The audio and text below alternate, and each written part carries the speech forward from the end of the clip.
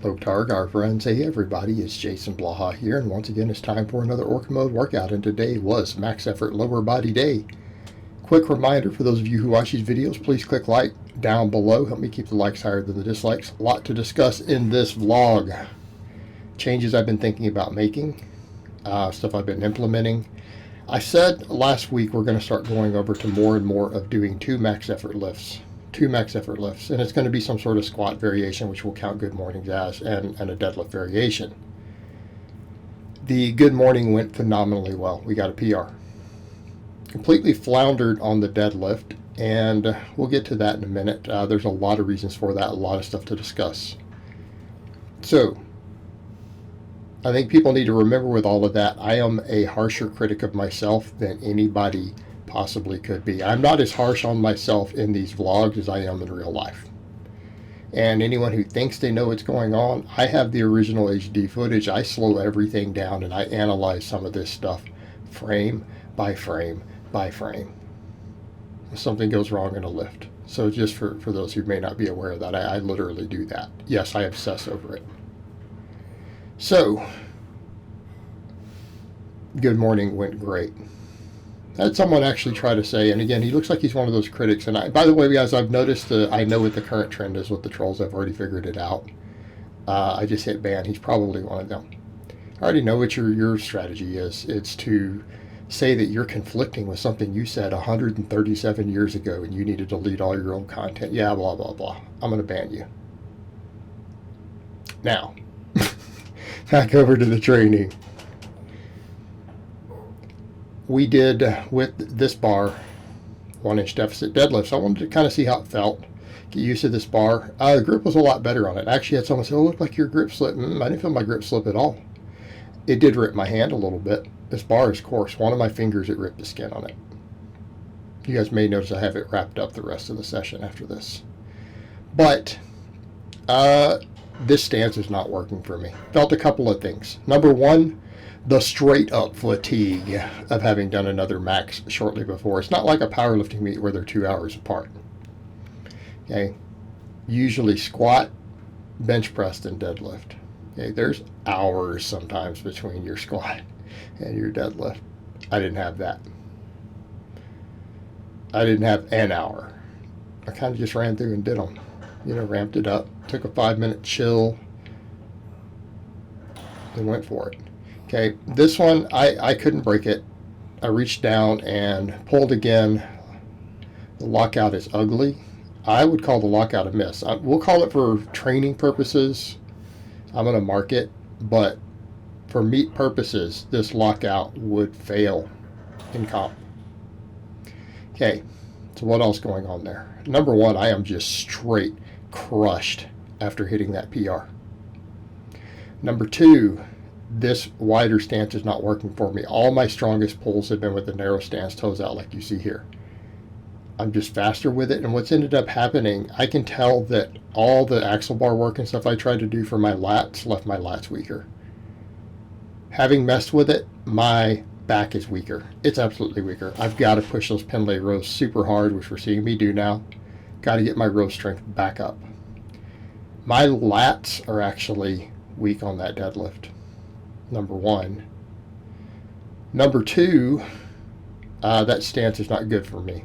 I'm having to swing the bar out in front of me, and when you have weak lats in the equation, and your lats are the weakest thing in the chain, because it's certainly not my posterior chain. Look at that that good morning I just did. Look at what I do on reverse hypers glute ham raise. My posterior chain is not the issue. The fatigue of it is adding up. That's not the issue. It is back. It is grip to some extent. On that one, grip was not a factor. For that particular lift, on a heavier lift it might have been. But we're training grip right now. You guys are watching me do stuff right now. Some of the best stuff we can do for grip. Double overhand deadlifts and holds. Okay, and we've got to get stronger and stronger at that. But that bar is having to swing too far out in front. I'm not maintaining the tight position that I was when I had the other stance. And because if the lats are already a bit of a problem, they can't handle it anymore. I can't maintain scapular retraction when that bar swings up at the knee, right when I'm getting to the knee. Okay, that's what's happening. And notice the way my shoulders look at the top. I'm not able to maintain scapular retraction. I'm not able to keep that back in the right position. And so once I get to that position, that's it, we're done. Okay, box squats. Here's what I'm going to be doing a lot of. We're going to be doing a lot more heavy lifting. I have done very, very, very large amounts of high volume. Insane amounts of it. And I've been gradually bringing it back down to 10s. Now we're going to go and do a bunch of 5s for a while.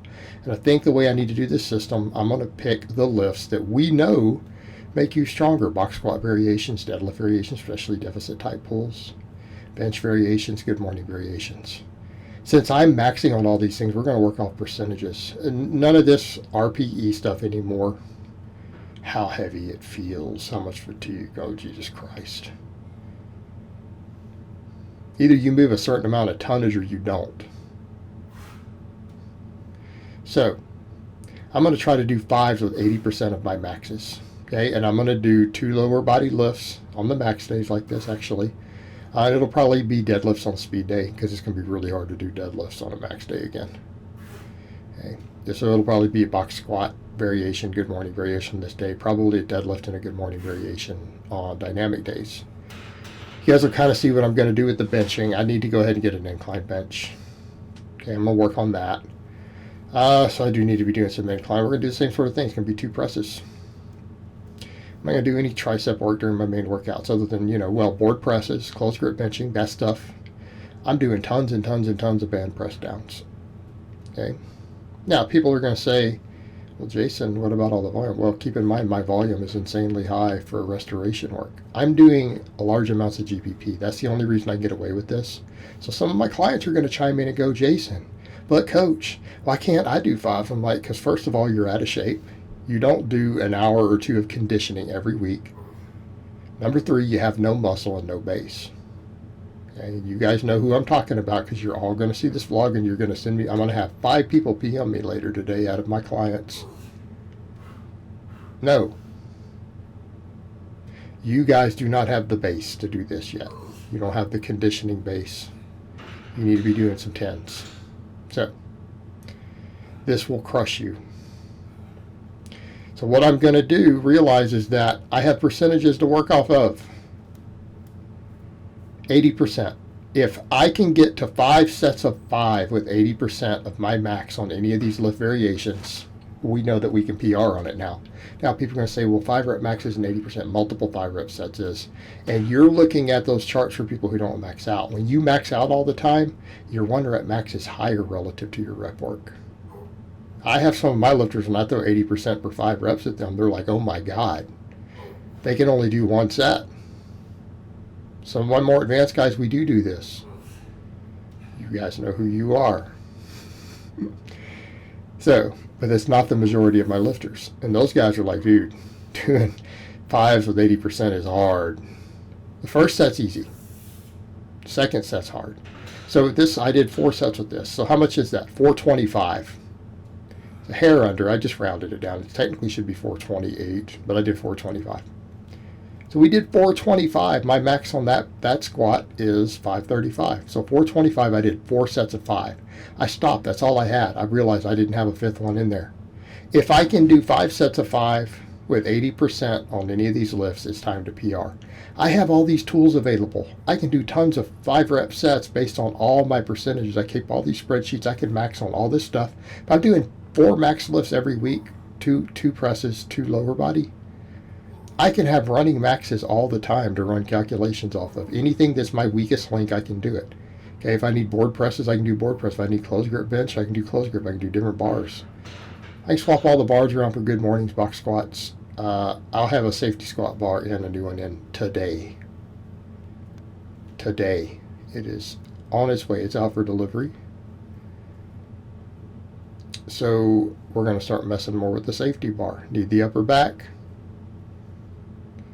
Okay, good mornings. I ran out of steam. The first set, I did the same thing. What's my max? 535. I just hit it. I did one set of 5, and I went to do that next set. When it hit those straps, I'm just like, it felt like an all-out max. I went up, I said, I'm done. After doing the squats, that's all I can handle today. We know we're not anywhere near ready for a new max on that. You see how a system like this can work? Now, people say, but that's your second lift, you're fatigued. Well, so what? So if I can get to 5 sets of 5 and I'm fatigued, then we're definitely ready for a PR again. But I'm not ready for a PR. I just hit that PR today. That was a 20-pound PR. We knew I'm not even close. So we do as many of the 5-rep sets as we can, and if we fail, we fail. We can base our rate of perceived exertion on how far can we get into a 5x5. Right? Now, people are going to say, where's the snatch, grip, high pulls? I'm going to start doing those on upper body days again. I think it's where they belong.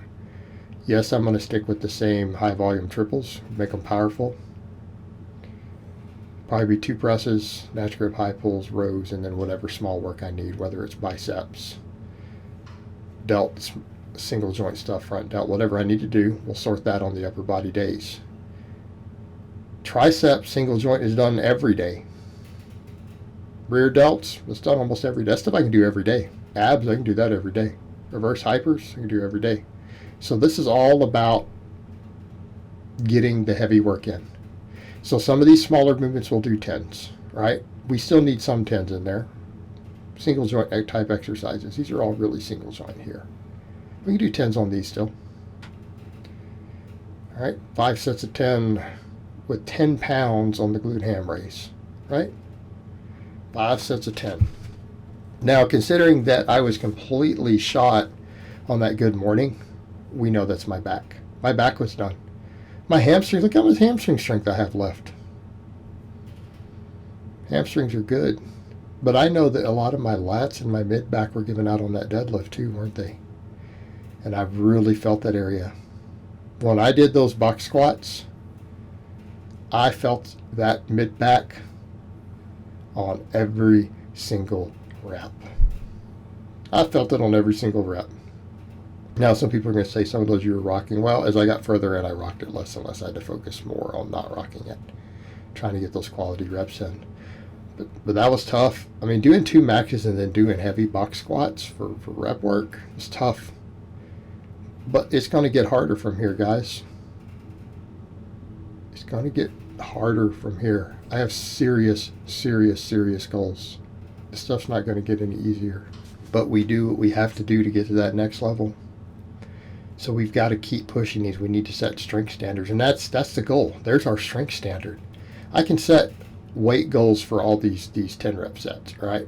I want to get stronger and stronger and stronger. Now, glute ham raises, it's a little bit hard here, but I might need to go up another 5 pounds, get another little light plate in my hand, get 2 of them.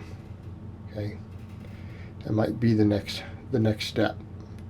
If I can even handle that, it's kind of hard because I'm usually at a lot of my limits from good mornings by the time I get to these. So we'll see what we can do on them. But these are still really stimulating at this point, right? Especially the whole outer part of my hamstring, right? The head that attaches by the knee that runs right along the outer edge. That whole tendon just lights up for me. It hurts right now still from doing these. But so we can set goals on these, but 5 rep sets, it can literally be, if I can get to 5x5 with 80%, I need to PR on that lift again, probably. Whatever that lift happens to be. Might be time to PR on it. Okay?